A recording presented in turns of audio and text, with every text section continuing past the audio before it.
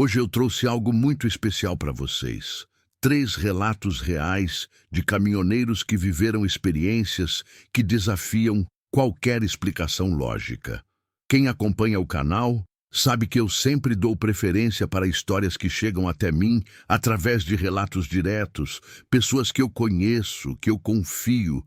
E essas 3 histórias de hoje, cara, elas me arrepiaram completamente quando ouvi pela primeira vez. Antes de começarmos, quero que vocês se preparem. Peguem um café, uma bebida, se ajeitem aí porque vamos passar mais de 1 hora juntos. E, principalmente, mantenham a mente aberta, porque o que vocês vão ouvir hoje vai além do que a gente consegue compreender com nossa lógica do dia a dia.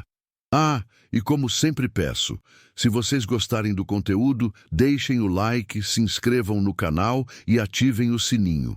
Isso me ajuda muito a continuar trazendo essas histórias para vocês. E no final, quero que vocês compartilhem suas próprias experiências nos comentários, porque sei que muitos de vocês têm histórias incríveis para contar. Então, vamos começar. Relato 1. A carona que mudou tudo. Tem coisa na estrada que nem os mais velhos conseguem explicar. E eu, que já rodei mais de 2 milhões de quilômetros por esse Brasil afora, posso garantir uma coisa. Existem passageiros que você nunca deveria ter dado carona. Passageiros que conhecem sua vida melhor que você mesmo. Passageiros que talvez nem sejam deste mundo. O que vou contar para vocês aconteceu comigo em março de 2019, numa terça-feira que começou normal e terminou mudando completamente minha perspectiva sobre a vida, sobre a morte e sobre os mistérios que existem nessas estradas do Brasil. Meu nome é João, mas todo mundo me conhece como João da Scania. E olha, não é só pelo caminhão que eu dirijo, é porque essa marca faz parte da minha vida há mais de 3 décadas. Sou caminhoneiro há 32 anos, filho de caminhoneiro, neto de caminhoneiro. Meu avô começou com um caminhão de madeira ainda nos anos 50, carregando café do interior de Minas Gerais. Meu pai pegou a profissão dele e eu peguei do meu pai.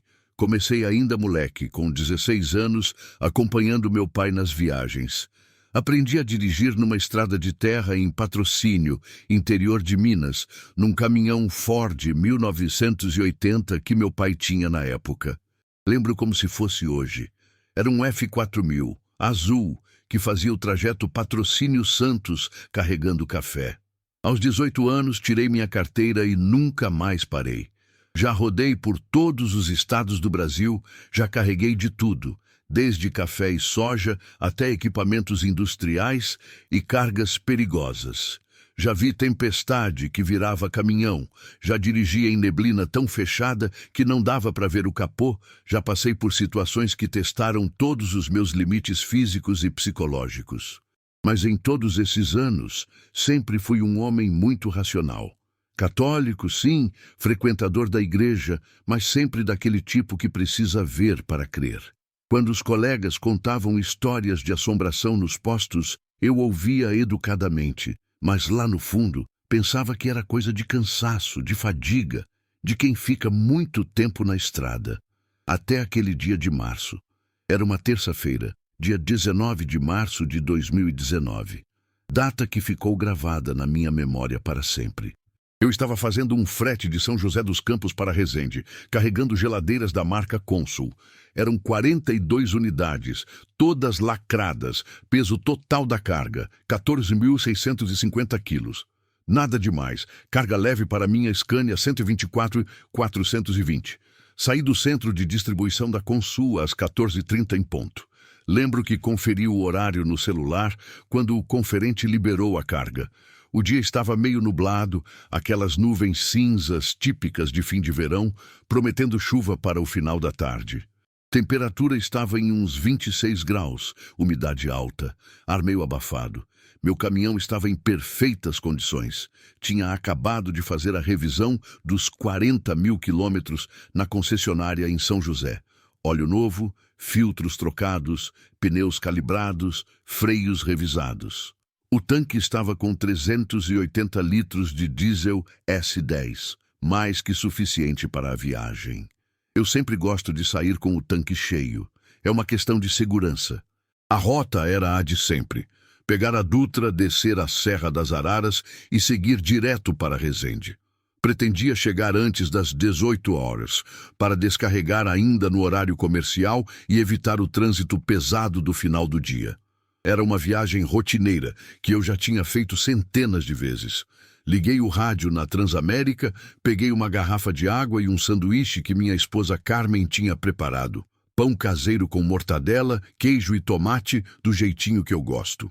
Ajustei o banco, os espelhos e saí cantarolando uma música sertaneja que estava tocando. Tudo estava correndo normalmente até eu começar a descida da Serra das Araras. A estrada estava com movimento normal para um dia de semana, alguns carros, alguns caminhões, nada fora do comum. Foi quando cheguei numa reta longa, uns 2 quilômetros antes da primeira curva fechada da descida, que eu vi. Era um homem parado na beira da pista, do lado direito, próximo ao guarda-rail. À primeira vista não tinha nada demais. Sempre tem gente na beira da estrada, né? Motorista com pane, pessoas esperando ônibus, trabalhadores. Mas quanto mais eu me aproximava, mais estranho aquilo ficava.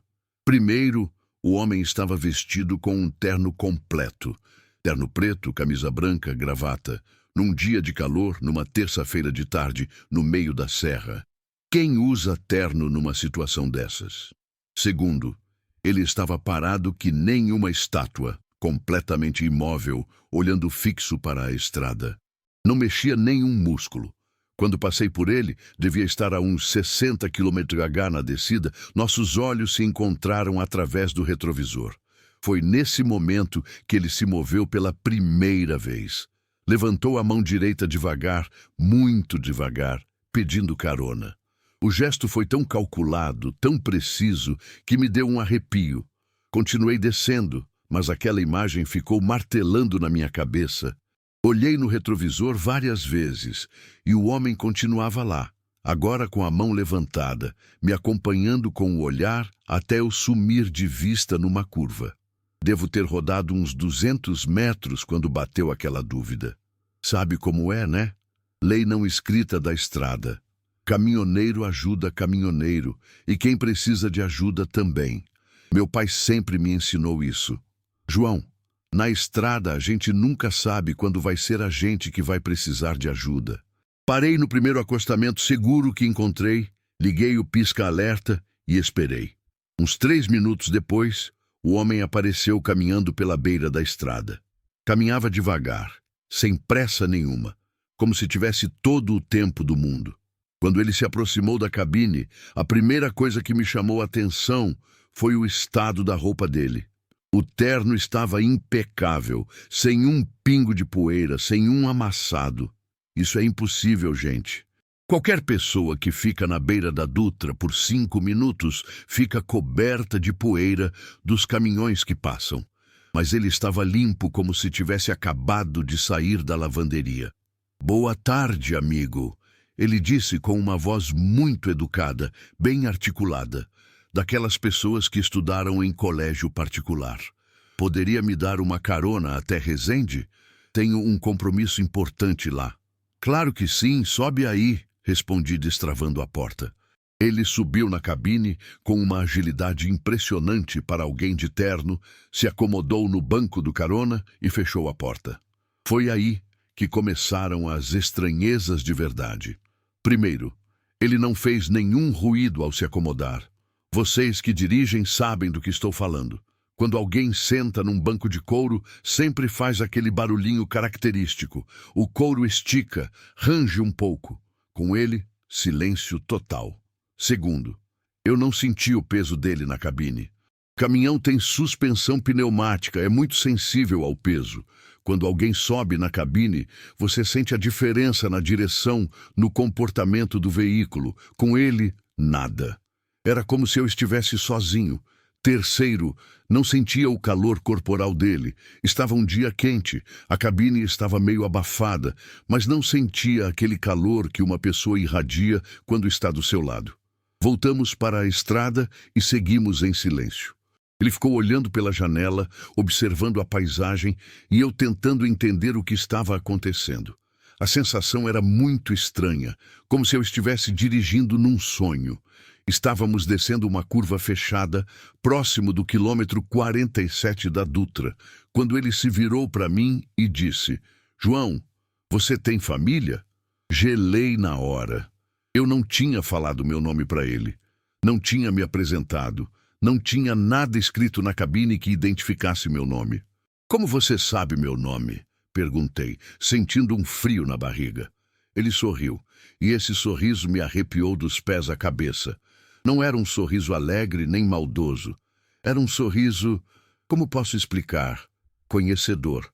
Como se ele soubesse de coisas que eu não sabia. Sei muita coisa sobre você, João da Scania. Ele respondeu com aquela voz calma. Sei que sua filha Maria Clara vai fazer 15 anos semana que vem, dia 26 de março. Sei que sua esposa Carmen está preocupada com você dirigindo com essa idade. 54 anos já não são mais os 20 de quando você começou. Sei que vocês estão conversando sobre você parar com a profissão e abrir um pequeno negócio em patrocínio. Meu coração disparou. Essas informações não estavam escritas em lugar nenhum. A conversa sobre eu parar com a profissão tinha acontecido na noite anterior, na intimidade do quarto. Só eu e a Carmen. Como ele podia saber? Quem é você? Perguntei com a voz tremendo. Olhei rapidamente para o retrovisor interno para ver o rosto dele melhor e quase saí da pista. O banco do carona estava vazio, completamente vazio, mas eu podia ouvir a voz dele, clara como se estivesse sentado ao meu lado. João, você ainda tem muito trabalho a fazer nessa estrada. Ainda há muitas pessoas que vão precisar da sua ajuda, da sua experiência, da sua bondade. Não é hora de parar ainda. Consegui controlar o caminhão e parei no acostamento, tremendo que nem uma vara verde. Fiquei uns 5 minutos parado, tentando entender o que tinha acontecido, tentando me convencer de que tinha sido alucinação, cansaço, qualquer coisa que fizesse sentido. Quando finalmente me acalmei um pouco, liguei o caminhão e segui para Resende. A viagem toda fiquei pensando no que tinha acontecido, tentando encontrar uma explicação lógica. Cheguei no centro de distribuição em Resende às 17h45, dentro do horário que eu havia planejado. O descarregamento foi normal, conferência das geladeiras, assinatura dos documentos, tudo rotineiro. Mas quando voltei para a cabine para organizar os papéis, encontrei algo que fez meu sangue gelar. No banco do passageiro tinha uma nota de R$ 50 dobrada ao meio. Peguei com as mãos tremendo. Era uma nota antiga, daquelas de 1994, com a efígie da República. A nota estava amarelada pelo tempo, meio gasta, mas em bom estado de conservação. E no verso da nota, escrito com uma letra caprichada, dessas que não se vê mais hoje em dia, estava a mensagem: Obrigado pela carona, João. Use com sabedoria. Um amigo da estrada. Fiquei uns 15 minutos olhando para aquela nota, girando ela na mão, tentando entender. De onde tinha vindo, quem tinha escrito e, principalmente, como tinha parado no meu caminhão. No dia seguinte, parei no posto Shell de Queluz para abastecer e tomar um café antes de pegar uma carga de volta. Esse posto eu conheço há anos, sempre paro lá. O Zé do Balcão é um cara que conheço desde que comecei a fazer a rota São Paulo-Rio. E aí, João, tudo bem? Ele cumprimentou quando entrei na loja de conveniência. Zé, posso te fazer uma pergunta meio estranha? Falei, ainda meio receoso de contar a história. Claro, fala aí. Contei tudo para ele. O homem de terno, a carona, as informações que ele sabia sobre minha vida, o desaparecimento, a nota. O Zé foi ficando cada vez mais sério conforme eu falava. Quando terminei, ele ficou um tempo em silêncio, só balançando a cabeça. Depois disse: João, você não é o primeiro. Como assim? Espera aí. Ele foi até o escritório e voltou com uma chave. Vem cá comigo. Me levou até uma sala pequena atrás do balcão, abriu uma gaveta de um arquivo antigo e me mostrou o conteúdo. Tinha umas 7 ou 8 notas de dinheiro, todas antigas, de épocas diferentes. Notas de 50, de 100, de R$ 200, todas amareladas pelo tempo. Isso aqui são notas que caminhoneiros trouxeram para mim nos últimos 5 anos, ele explicou. Todos com histórias parecidas com a sua. Sempre um homem de terno, sempre educado, sempre conhece detalhes da vida da pessoa, sempre some no caminhão, sempre deixa uma nota antiga de presente. Peguei as notas com cuidado. No verso de cada uma, escritas com a mesma letra caprichada, havia mensagens. Use com sabedoria, ajude quem precisa, a estrada protege quem faz o bem. Seja grato pelos caminhos da vida. Zé, que história é essa? Quem é esse homem? Ninguém sabe ao certo, João. Mas a teoria que a gente tem aqui é que seja o espírito de algum caminhoneiro antigo, alguém que dedicou a vida à estrada e agora continua ajudando os colegas mesmo depois da morte. Ele me mostrou um caderno velho onde anotava os relatos. João da Scania, março 2019. Carlos de Curitiba, janeiro 2018. Antônio do Paraná, setembro 2017, e assim por diante. O que mais me impressiona, continuou o Zé, é que todos os caminhoneiros que passaram por essa experiência mudaram de alguma forma. Uns ficaram mais religiosos, outros começaram a ajudar mais os colegas na estrada, outros pararam de reclamar da profissão e passaram a valorizá-la mais. Sabe o que mais me impressiona nessa história toda? Uma semana depois do acontecido, eu estava na Fernão Dias, voltando de uma entrega em Belo Horizonte, quando vi um caminhão Volvo quebrado no acostamento. Era uns 10 horas da noite, estava chovendo, situação bem complicada. Parei para ajudar. O motorista era um rapaz jovem, devia ter uns 25 anos. Estava desesperado, porque a carga era de frios, carne congelada, e se ficasse muito tempo parado, a carga toda estragaria. O problema era na bomba injetora. Coisa complicada. Consegui rebocar ele até a próxima cidade, ajudei a procurar uma oficina que funcionava 24 horas. Fiquei com ele até resolver o problema. Quando tudo se resolveu, por volta das 3 da manhã, ele quis me pagar pela ajuda. Foi nesse momento que lembrei da nota que tinha ganhado. Estava na carteira, dobrada com cuidado. Peguei ela e entreguei para o rapaz. Fica com isso, meu filho, e quando você tiver oportunidade, passe a ajuda adiante. Mas, seu João, essa nota é muito antiga, deve valer mais que o valor dela, ele disse examinando a cédula. Exatamente por isso. Use com sabedoria. Hoje eu entendo o que aconteceu naquela tarde na Serra das Araras. Às vezes, a gente recebe ajuda de lugares que nem imaginamos, de formas que nossa mente racional não consegue compreender. E nossa obrigação é passar essa ajuda adiante, formar uma corrente de solidariedade que não se quebra nunca. A estrada me ensinou muitas coisas ao longo desses 32 anos, mas essa foi a lição mais importante. Somos todos viajantes nessa jornada da vida. Todos precisamos uns dos outros, e o amor pela profissão, o cuidado com os colegas, pode ir além da vida terrena. Depois daquele dia, mudei minha forma de ver a profissão. Não reclamo mais das dificuldades, não me irrito mais com o trânsito, não fico bravo com cliente chato. Compreendi que sou parte de algo maior, de uma irmandade que conecta pessoas de norte a sul do país, levando progresso, sustento e esperança por todos os cantos do Brasil. Até hoje, sempre que passo pela Serra das Araras, olho para aquele local onde encontrei o homem de terno. Às vezes faço uma oração, às vezes só agradeço mentalmente pela lição que recebi.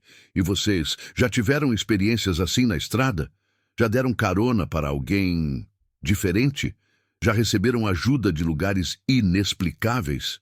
Deixem aí nos comentários suas histórias. Porque uma coisa eu aprendi, a estrada tem mistérios que só quem vive ela consegue entender. E se vocês conhecem algum caminhoneiro, dividam essa história com ele. Porque nossa profissão é isso, união, solidariedade, cuidado mútuo, seja neste mundo ou em qualquer outro. Essa foi a primeira história de hoje, a história do João da Escânia e a carona que mudou a vida dele para sempre. Como vocês puderam perceber, não foi apenas um encontro sobrenatural. Foi uma lição sobre solidariedade, sobre o verdadeiro sentido da profissão de caminhoneiro. Mas a noite ainda está começando. Agora eu quero contar para vocês uma história que envolve um posto de gasolina. Vocês já pararam para pensar em quantos postos existem espalhados pelas estradas do Brasil? Milhares, né? Mas e se eu disser que alguns desses postos funcionam quando não deveriam? Vendem combustível que não existe nos registros oficiais? E são operados por pessoas que têm histórias muito peculiares. O que vou contar agora aconteceu com o Carlos, conhecido como Carlinhos do Bitrem, um caminhoneiro de 45 anos de experiência que sempre foi cético quanto a histórias sobrenaturais. Até uma noite de agosto de 2020, na Serra das Araras, quando a neblina fechou e o combustível começou a acabar. Som de neblina e vento. Relato 2. O posto que não deveria existir. Tem posto na estrada que funciona quando não deveria existir. Vende combustível que não aparece no sistema da Receita Federal. E os funcionários... os funcionários têm histórias que vocês não vão acreditar. Postos que aparecem na hora do desespero e somem quando você menos espera. O que vou contar para vocês agora desafia qualquer explicação lógica. É sobre uma noite em que a neblina fechou, o combustível acabou e a ajuda veio de onde ninguém imaginava. Uma ajuda que salvou uma vida e mudou para sempre a forma como um homem vê o mundo. Eu sou o Carlos, conhecido na estrada como Carlinhos do Bitrem. E olha, não é só apelido carinhoso não, é porque eu realmente sou especialista em Bitrem, essas carretas grandes, de 9 eixos, que carregam equipamentos pesados. Tenho 68 anos de idade e 45 anos de profissão. Comecei ainda jovem, aos 23 anos, no final dos anos 70, numa época em que a profissão era bem diferente do que é hoje. Naquele tempo não tinha GPS, não tinha celular, não tinha rádio PX na maioria dos caminhões. A gente se orientava com mapas rodoviários de papel e contava só com a experiência dos mais velhos. Sempre fui especialista em cargas especiais, guindastes, escavadeiras, tratores, equipamentos industriais. Já transportei desde turbinas para usinas hidrelétricas até pontes pré-moldadas. Carga que precisa de autorização especial, escolta, planejamento detalhado de rota. É um serviço que exige muita responsabilidade e conhecimento técnico. Durante toda a minha carreira, sempre me considerei um homem muito racional, muito pé no chão. Formação técnica em mecânica, sempre gostei de entender como as coisas funcionam, de ter explicação lógica para tudo. Quando os colegas contavam essas histórias de assombração nos postos, eu ouvia por educação, mas lá no fundo pensava, isso é coisa de quem fica muito tempo acordado na estrada, alucinação de cansaço. Até que uma noite de agosto de 2020 mudou completamente minha perspectiva sobre o que é possível e o que não é neste mundo. Era uma quinta-feira, dia 13 de agosto de 2020. Data que ficou marcada na minha memória, não por ser sexta-feira 13 antecipada, mas pelo que aconteceu naquela madrugada. Eu estava transportando uma escavadeira hidráulica Caterpillar 320D de Curitiba para registro no litoral sul de São Paulo. A máquina pesava exatos 21.800 quilos e com a carreta baixa perfazia um total de 35.200 quilos. Era um transporte que exigia cuidado especial. Escavadeira é cara, cliente exigente, prazo apertado. O equipamento tinha que estar na obra na sexta-feira de manhã para não atrasar o cronograma. Saí de Curitiba às 22 em ponto, depois de uma vistoria completa na carga e na amarração. Minha Scania R450, ano 2018, estava impecável. Tinha feito revisão na semana anterior, pneus novos, freios regulados. O tanque principal estava com 400 litros de diesel S10, o tanque auxiliar com mais 200 litros. Total, 600 litros, combustível suficiente para ir e voltar sem problemas. A rota planejada era a BR-116, Regis Bittencourt, até São Paulo, depois pegar a Castelo Branco e seguir para Registro. Distância total, 387 quilômetros. Com a carga pesada, calculei uma média de 60 km/h, chegando em Registro por volta das 4h30 da manhã. O tempo estava estranho naquela noite. Não estava frio nem quente, mas havia uma umidade no ar que deixava tudo meio pegajoso. As previsões meteorológicas falavam de possibilidade de neblina na serra, mas nada que me preocupasse. Já tinha dirigido em condições muito piores. Tudo correu normalmente até eu chegar na altura de Miracatu por volta da 00h15. A estrada estava com movimento normal para uma quinta-feira de madrugada. Alguns caminhões, poucos carros. Eu estava mantendo uma velocidade constante de 65 km/h. Consumo de combustível dentro do esperado. Foi quando comecei a subir a Serra do Cafezal que as coisas começaram a ficar estranhas. Primeiro, começou a descer uma neblina muito fina, quase imperceptível. Depois essa neblina foi engrossando, até que em questão de 15 minutos estava tão fechada que eu mal conseguia ver a faixa amarela da estrada. Reduzi para 40 km/h, liguei o pisca-alerta, farol baixo e alto, alternando conforme o trânsito. Mas o que me preocupou mesmo foi perceber que o consumo de combustível tinha aumentado muito. Subida íngreme, carga pesada, marcha reduzida, tudo isso consome mais. É normal. Mas o ponteiro do combustível estava descendo mais rápido do que deveria. Por volta da 1h15, a reserva acendeu. Fiz as contas de cabeça. Ainda faltavam uns 80 quilômetros para Registro e eu conhecia bem aquela região. Não tinha posto 24 horas naquele trecho. O próximo posto seria só em Juquiá, mas ainda estava a uns 40 quilômetros de distância. Comecei a ficar nervoso. Carga cara, cliente exigente, prazo apertado e eu correndo o risco de ficar na mão por falta de combustível. Piorou quando lembrei que era plena pandemia de Covid-19. Muitos postos estavam funcionando em horário reduzido ou fechados. Continuei descendo a serra devagar, economizando combustível ao máximo. A neblina estava tão fechada que parecia que eu estava dirigindo dentro de uma nuvem. Os faróis iluminavam só uns 2 metros à frente. Não dava para ver mais nada. Foi quando, de repente, apareceram umas luzes difusas através da neblina. No início, pensei que fosse outro veículo, mas as luzes eram fixas, não se moviam. Conforme me aproximei, percebi que eram as luzes de um posto de combustível. Isso me deixou confuso. Eu conhecia aquela estrada como a palma da mão. Já tinha passado ali centenas de vezes. Tinha certeza absoluta de que naquela localização não existia posto nenhum. Mas quando se está no aperto, não se questiona presente de Deus, né? Entrei no posto e logo percebi que havia algo diferente. As bombas eram antigas, daqueles modelos dos anos 80, mas estavam funcionando perfeitamente.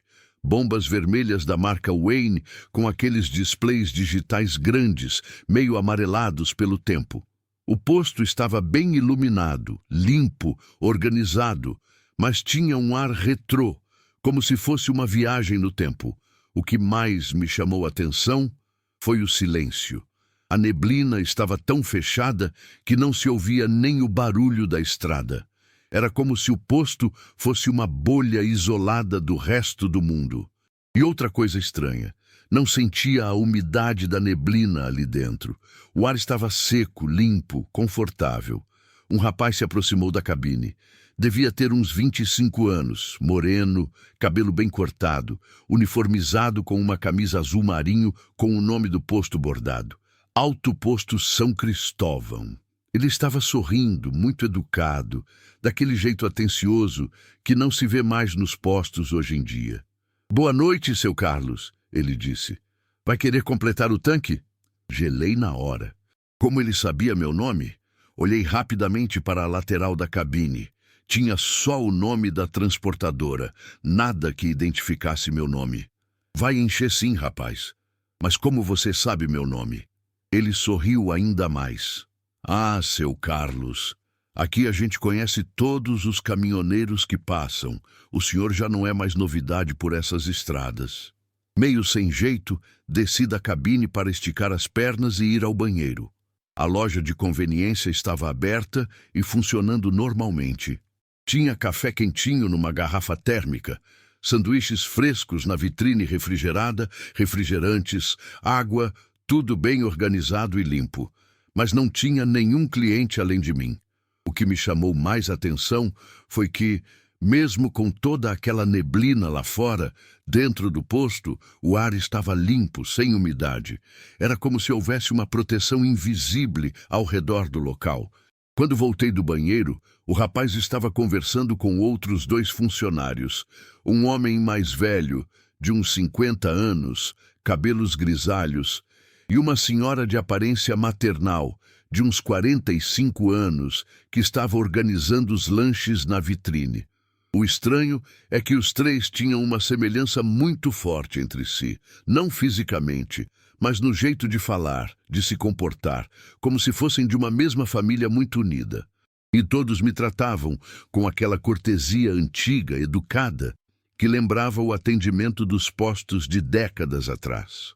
Seu Carlos, disse o homem mais velho, se aproximando enquanto o rapaz terminava o abastecimento. O senhor vai precisar de cuidado extra lá na frente. Essa neblina está muito perigosa hoje. A estrada está escorregadia, tem muito risco de acidente. Ele me estendeu uma sacola plástica. Leva isso aqui para a viagem, por conta da casa. Dentro da sacola tinha um termos de café e 2 sanduíches embalados em papel alumínio. Não precisava, seu... comecei a dizer, mas percebi que não sabia o nome dele. Cristóvão. Ele respondeu com um sorriso. E precisa sim. A estrada é traiçoeira. E quem trabalha com honestidade merece toda a proteção. Foi nesse momento que aconteceu o impossível. Olhei para cima, para o céu, e a neblina tinha sumido completamente.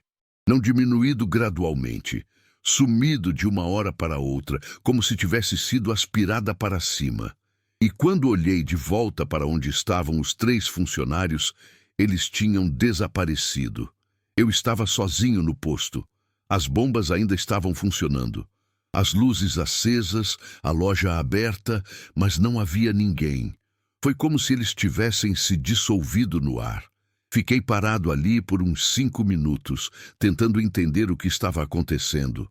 O bico da bomba ainda estava na mão, o tanque completamente cheio, mas os funcionários tinham sumido. Olhei para todos os lados, gritei, "Oi!", bati palma, nada. Foi quando apareceu uma máquina de pagamento automático que eu juro que não estava ali antes. Dessas que você passa o cartão de crédito ou débito e ela processa o pagamento. Paguei o abastecimento, R$ 387,60, e a máquina emitiu um recibo. Mas quando peguei o recibo, percebi que era diferente de qualquer recibo que eu já tinha visto. O papel era meio amarelado. A impressão era daquelas antigas, com pontos matriciais, e o nome do posto estava impresso no cabeçalho.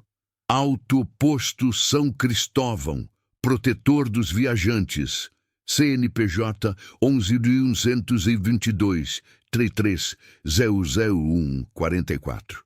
Embaixo do valor tinha uma mensagem impressa. Que São Cristóvão proteja sua viagem. Volte sempre. Guardei o recibo no bolso da camisa e peguei a sacola que o Sr. Cristóvão tinha me dado. O termos estava quentinho, o café com um aroma incrível, daqueles de fazenda, torrado na hora. Os sanduíches eram simples, pão caseiro, presunto, queijo Minas, tomate, mas o sabor, nunca comi nada igual na vida. Era como se tivesse sido feito pela minha avó. O mais impressionante é que quando terminei de comer o primeiro sanduíche, senti uma energia renovada, como se tivesse descansado 8 horas. O cansaço da viagem tinha sumido completamente. 3 dias depois, voltei para Curitiba para buscar outra carga. Parei no posto Shell de Cajati, onde sempre abasteço na região. O gerente é o seu Antônio, um paraense que conheço há mais de 10 anos. Homem sério, trabalhador, muito religioso.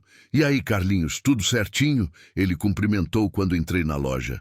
"Seu Antônio, posso te perguntar uma coisa meio estranha?" Falei, meio receoso. "Claro, pode falar." Contei toda a história.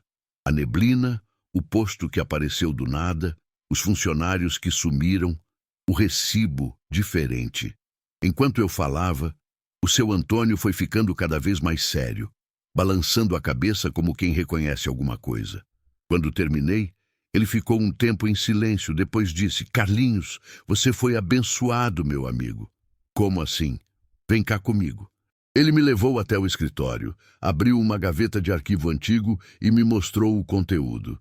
Tinha uma pasta com mais de 20 recibos iguais ao meu, todos com o cabeçalho do Alto Posto São Cristóvão, todos de datas diferentes dos últimos 15 anos.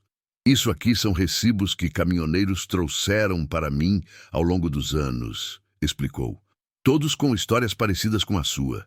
Sempre em momentos de dificuldade, sempre quando o combustível está acabando, sempre na neblina." Ele pegou um recibo mais antigo. "Este aqui é de 2005, do Joaquim de Mogi das Cruzes. Este de 2011, do Roberto de Sorocaba. Este de 2018, do Pedro de Santos. Todos relataram a mesma experiência." "Mas, seu Antônio, que história é essa? Quem são essas pessoas?" "Carlinhos, esse posto existiu mesmo. Era do seu Cristóvão Pereira e da família dele, o filho Marcos e a nora Maria. Eles eram muito conhecidos na região nos anos 80. Sempre ajudaram caminhoneiro, sempre trataram todo mundo como família." Ele pegou uma foto antiga emoldurada na parede. 3 pessoas sorrindo em frente a um posto de combustível. Um homem mais velho, um rapaz e uma senhora. Eram exatamente as pessoas que eu tinha encontrado. Eles morreram num acidente em dezembro de 1987. Uma carreta perdeu o freio na serra e atingiu o posto. Os 3 morreram na hora. O posto foi demolido em 1988 e nunca mais construíram nada no local. Senti um arrepio correndo pela espinha. Então eu encontrei os espíritos deles, Carlinhos. Dizem que quando algum motorista está em perigo real na estrada, o posto aparece para ajudar. São Cristóvão é o padroeiro dos viajantes, e parece que o seu Cristóvão e a família dele continuam protegendo os caminhoneiros mesmo depois da morte. Essa experiência mudou completamente minha forma de ver a vida, a morte e os mistérios que existem neste mundo. Durante todos esses anos, me considerei um homem muito racional, muito cético. Sempre critiquei os colegas que acreditavam em histórias sobrenaturais. Mas aprendi que existem forças que protegem quem trabalha com honestidade, quem dedica a vida a uma profissão tão nobre quanto a nossa. Existem pessoas que, mesmo depois da morte, continuam fazendo o bem, continuam ajudando quem precisa. O seu Cristóvão e a família dele dedicaram a vida inteira a cuidar dos caminhoneiros. Mesmo depois de mortos, continuam fazendo isso. É uma lição de amor, de dedicação, de propósito que vai além da existência terrena. Desde aquele dia, toda vez que passo na região da Serra do Cafezal, faço uma oração para o seu Cristóvão, o Marcos e a Dona Maria. Agradeço pela proteção, pelo cuidado, pela lição de vida que recebi. E mudei minha forma de ver a profissão. Não reclamo mais das dificuldades, não me irrito com cliente chato, não fico bravo com fiscal mal-humorado. Compreendi que sou parte de uma irmandade que transcende a vida e a morte, uma família unida pelo amor às estradas brasileiras. Hoje sempre levo um sanduíche extra no caminhão, água para oferecer, uma palavra amiga para compartilhar, porque aprendi que a solidariedade é a força mais poderosa que existe, capaz de vencer até mesmo a morte. Até hoje, sempre que encontro um caminhoneiro em dificuldade na estrada, lembro do cuidado que recebi naquela noite. E sempre que possível passo a ajuda adiante, porque aprendi que recebemos proteção para também proteger outros. E vocês, já foram ajudados por alguém que talvez não fosse deste mundo? Já pararam num lugar que depois descobriram que não existia mais?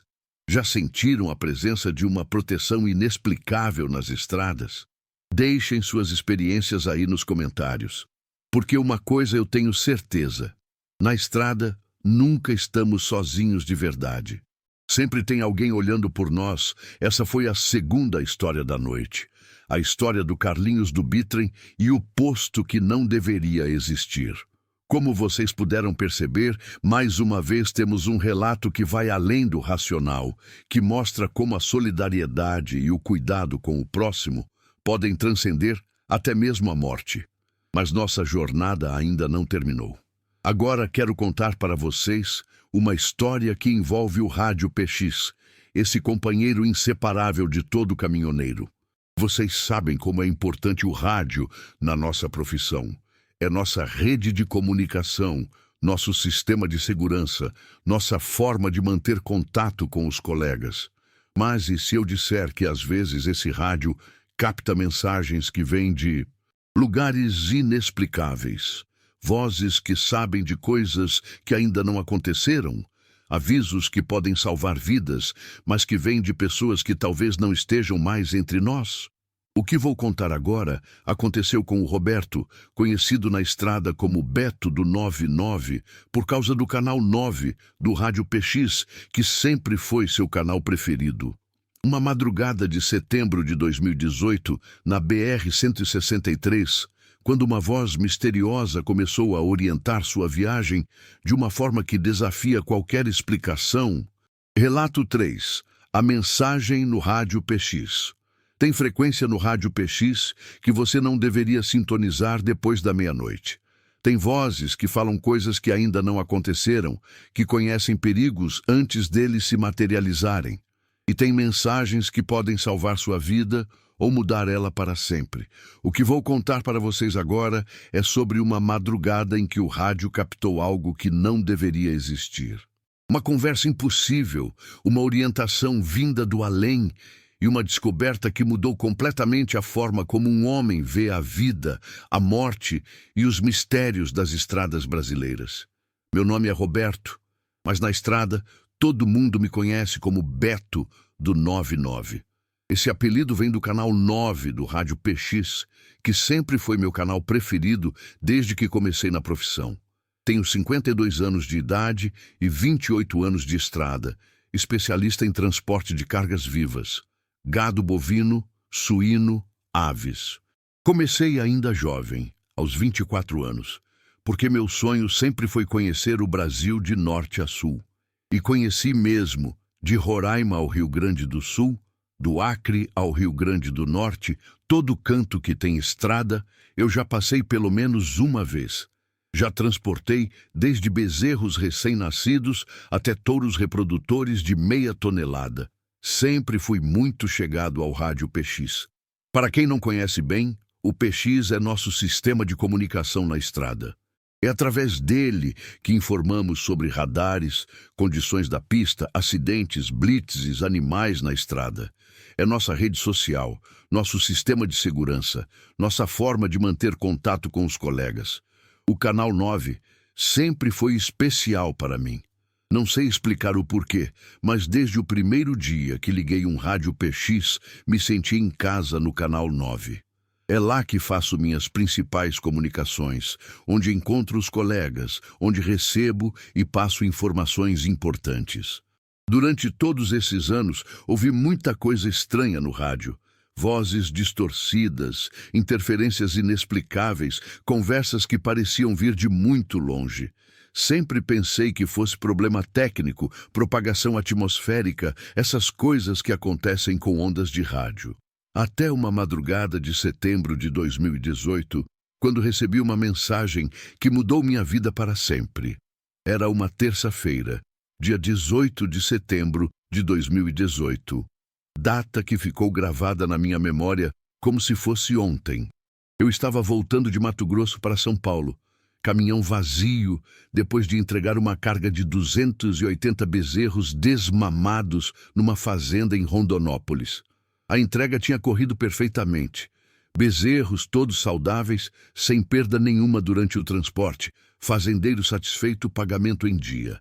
Agora era só voltar para casa e pegar a próxima carga.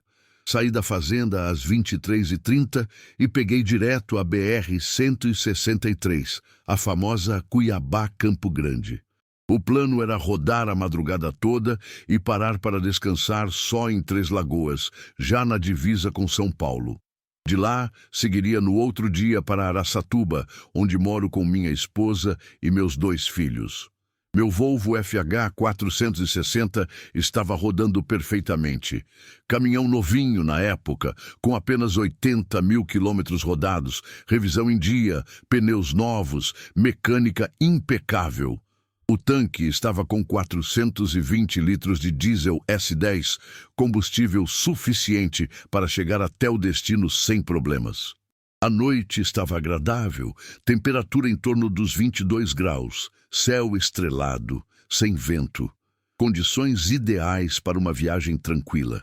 A estrada estava com pouco movimento, alguns caminhões, poucos carros.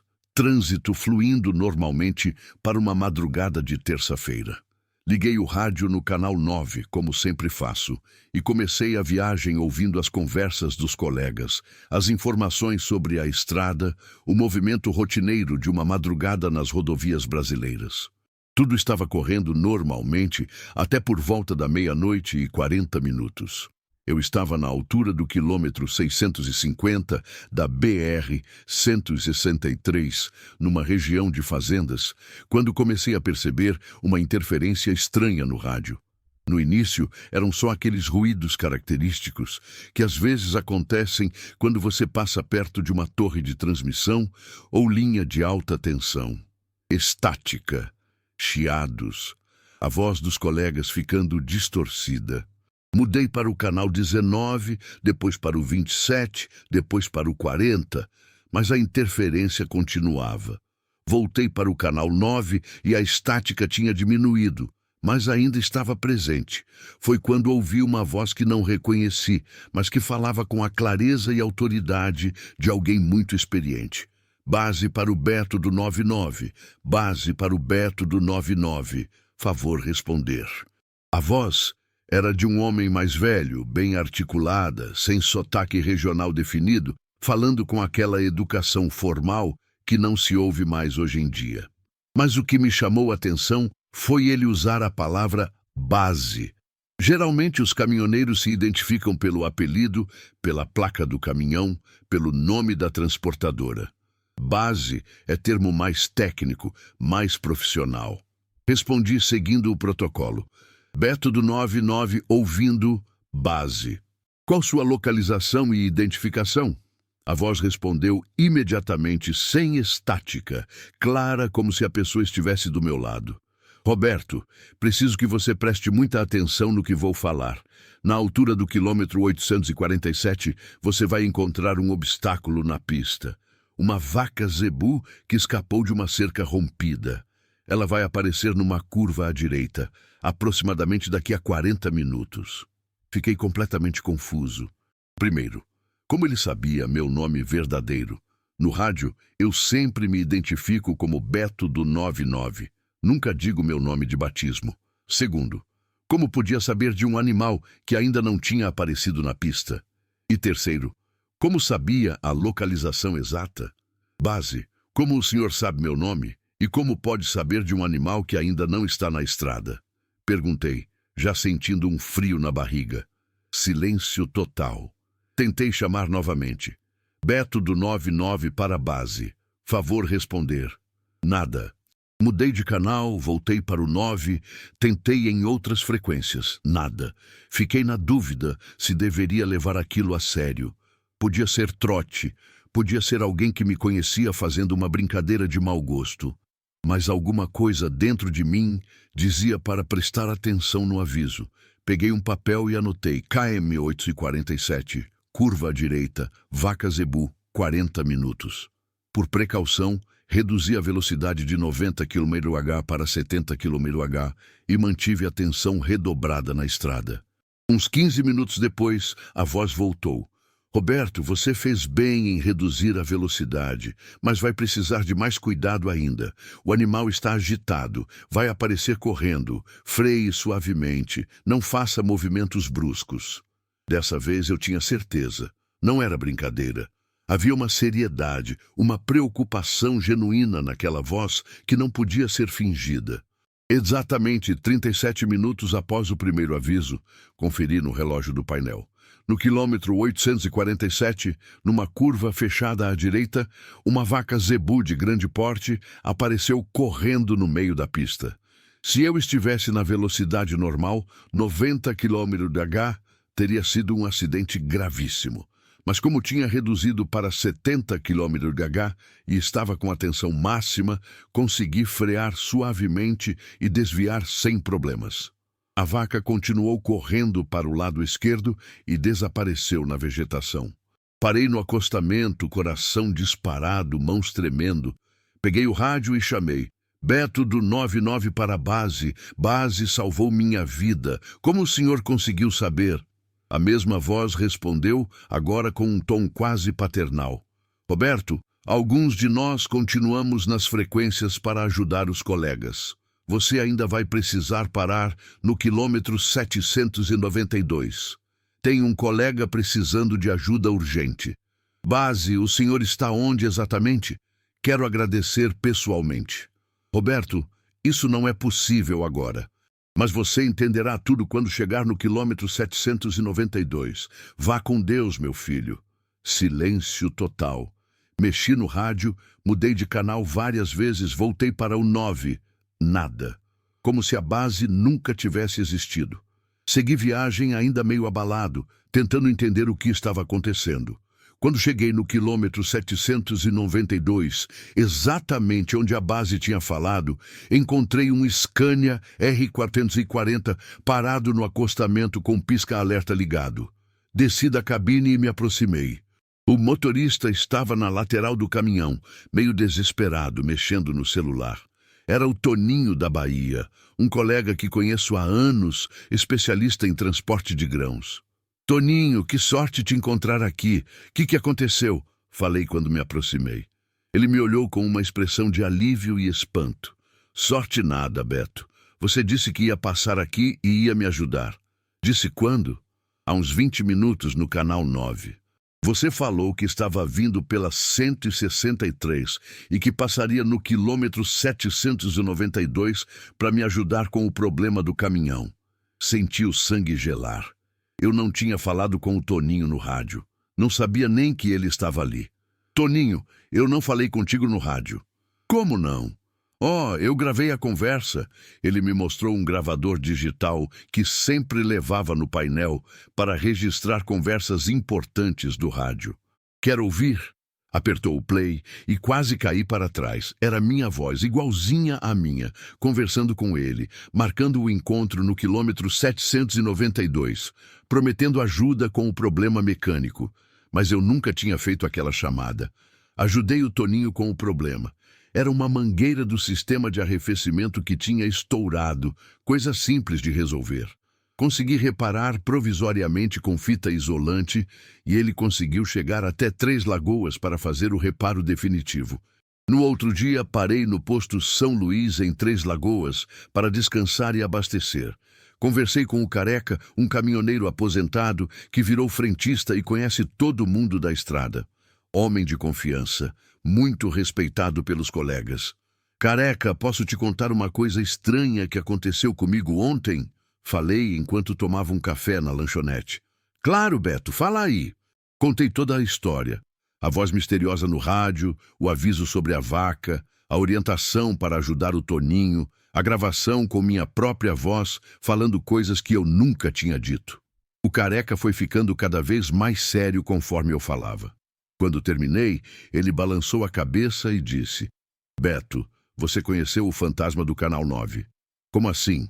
Senta aí que vou te explicar uma história que poucos conhecem. Ele puxou uma cadeira e se sentou do meu lado. Há uns 15 anos morreu um caminhoneiro muito conhecido por essas estradas, o seu Geraldo Pereira, de Presidente Prudente. Ele era tipo uma lenda viva. O careca continuou. O seu Geraldo tinha um dom especial para o rádio. Conhecia a voz de centenas de caminhoneiros, sabia a localização de todo mundo, sempre estava disponível para ajudar. Era como se fosse uma central de informações humana. Todo mundo chamava ele de base do Canal 9. Ele morreu num acidente aqui mesmo na 163, em dezembro de 2003. Batida frontal com um carro que invadiu a contramão. Mas a partir de 2004, começaram a aparecer relatos de caminhoneiros que recebiam avisos misteriosos no Canal 9. Sempre a mesma voz educada, sempre se identificando como base, sempre salvando vidas. O careca me levou até o escritório e me mostrou um caderno onde anotava essas histórias. Marcos de Cuiabá evitou acidente com animal na pista. José de Goiânia foi orientado a parar para ajudar colega. Antônio de Campo Grande recebeu aviso sobre buraco na estrada. Beto, você é o 13º caminhoneiro que me conta essa história nos últimos 15 anos. Todos descrevem a mesma voz, todos recebem avisos que se concretizam, todos são orientados a ajudar outros colegas. Essa experiência mudou profundamente minha forma de ver a vida, a morte e principalmente nossa profissão. Sempre fui católico praticante, mas nunca pensei muito sobre vida após a morte, sobre a possibilidade de os que partiram continuarem cuidando dos que ficaram. Depois daquele dia, comecei a acreditar que o amor pela profissão, a solidariedade entre colegas, o cuidado com o próximo, podem ser maiores que a própria morte. Que existem pessoas que dedicaram tanto amor ao que faziam que continuam fazendo mesmo depois de partirem. O seu Geraldo Pereira, que eu nunca conheci pessoalmente, se tornou uma inspiração para mim. Um homem que amava tanto a profissão e os colegas que nem a morte conseguiu interromper sua missão de ajudar, proteger, cuidar. Hoje, sempre que pego a estrada, dedico os primeiros quilômetros para agradecer ao seu Geraldo, à base do Canal 9 e a todos os anjos da estrada que protegem quem trabalha com honestidade. E sempre mantenho o rádio ligado no Canal 9, não só para me comunicar, mas para talvez receber alguma orientação importante. Mudei também minha forma de usar o rádio. Antes eu só falava quando precisava de alguma coisa. Agora sempre passo informações úteis para os colegas, sempre ofereço ajuda, sempre mantenho o canal aberto para quem precisar. Porque aprendi que o rádio PX é mais que um equipamento de comunicação. É um símbolo da união, da solidariedade, do cuidado mútuo que existe entre os caminhoneiros brasileiros. Até hoje, sempre que ouço uma voz desconhecida no Canal 9, oferecendo ajuda ou passando informações importantes, fico na escuta com atenção especial. Pode ser um colega comum, mas pode ser também o seu Geraldo, a base, continuando sua missão de proteger os caminhoneiros. E vocês já ouviram vozes estranhas no Rádio PX? Já receberam avisos sobre perigos que ainda não tinham acontecido? Já foram orientados a ajudar alguém por uma voz misteriosa? Deixem suas histórias aí nos comentários. Porque uma coisa eu aprendi: na estrada, sempre tem alguém olhando por nós, protegendo nossa jornada, cuidando para que todos cheguem em casa com segurança. A estrada ensina muita coisa, mas a principal lição é essa: somos uma grande família, uma irmandade que transcende a vida e a morte, unida pelo amor às estradas brasileiras e pelo cuidado uns com os outros. E se você é caminhoneiro e está ouvindo isso agora, lembre-se, mantenha sempre seu rádio ligado no Canal 9. Nunca se sabe quando você pode precisar de ajuda, ou quando pode ajudar alguém que precisa. Bom, pessoal, essas foram as 3 histórias que eu queria compartilhar com vocês hoje. 3 relatos reais, 3 caminhoneiros experientes, 3 experiências que mudaram a vida deles para sempre. Como vocês puderam perceber, todas essas histórias têm elementos em comum: a solidariedade, o cuidado com o próximo, a proteção que vem de lugares inexplicáveis e, principalmente, a força da união entre os caminhoneiros brasileiros. O João da Scania aprendeu que às vezes recebemos ajuda de formas que nossa mente racional não consegue compreender e que nossa obrigação é passar essa ajuda adiante. O Carlinhos do Bitrem descobriu que existem forças que protegem quem trabalha com honestidade e que o amor pela profissão pode transcender até mesmo a morte. E o Beto do 99 compreendeu que a solidariedade entre colegas é uma força tão poderosa que nem a morte consegue interromper. Essas histórias nos fazem refletir sobre muitas coisas. Sobre a vida após a morte, sobre os mistérios que existem neste mundo, sobre a importância da fé, da esperança, do cuidado com o próximo. Mas, principalmente, elas nos lembram que os caminhoneiros brasileiros são muito mais que profissionais do transporte. São os responsáveis por manter o país funcionando, levando alimento, remédio, combustível, tudo o que precisamos para viver. E mais que isso, são uma família unida, uma irmandade que se cuida, se protege, se ajuda sempre. Quero aproveitar para fazer alguns pedidos para vocês. Primeiro, se vocês gostaram dessas histórias, deixem o like no vídeo. Isso me ajuda muito no algoritmo do YouTube e faz com que mais pessoas tenham acesso a esses relatos. Segundo, se inscrevam no canal e ativem o sininho das notificações. Eu sempre estou trazendo histórias novas, relatos reais, experiências que vocês não vão encontrar em nenhum outro lugar. Terceiro, compartilhem este vídeo com seus amigos, familiares, principalmente se vocês conhecem algum caminhoneiro. Essas histórias precisam ser preservadas, precisam ser contadas, porque elas fazem parte da nossa cultura, da nossa tradição e, principalmente, deixem nos comentários suas próprias experiências. Eu sei que muitos de vocês têm histórias incríveis para contar. Experiências paranormais, encontros inexplicáveis, proteções misteriosas. Contem tudo aí embaixo. Eu leio todos os comentários e quem sabe sua história não vira um próximo vídeo do canal.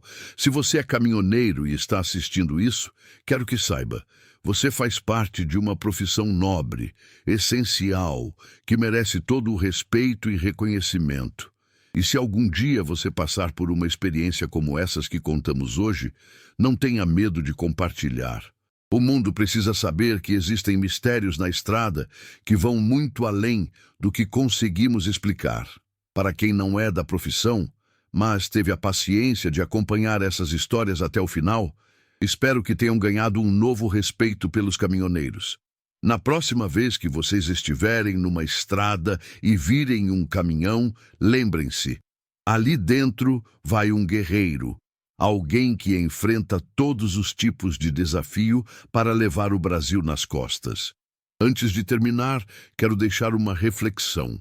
Em um mundo cada vez mais materialista, cada vez mais cético, histórias como essas nos lembram que ainda existem mistérios, ainda existe magia, ainda existem forças que protegem quem trabalha com honestidade e dedicação. Não importa se você acredita em fantasmas, em espíritos, em vida após a morte.